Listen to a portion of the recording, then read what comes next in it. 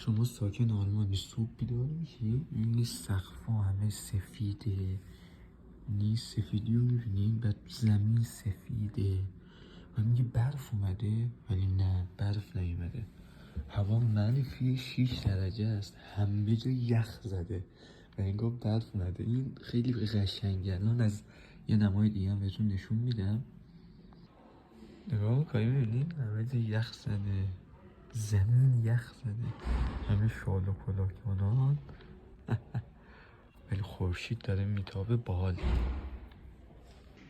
براش جالبی این قضیه میدونین چیه؟ جالبش اینه که ما ایرانی ها اینجاییم و ایران هم کلن کشور گرم و خشکیه. خب حالا به استثنای من از انزلی اومدم که خشک نیست، مرطوبه. بعد حالا همون شمالش هم تقریبا هستم.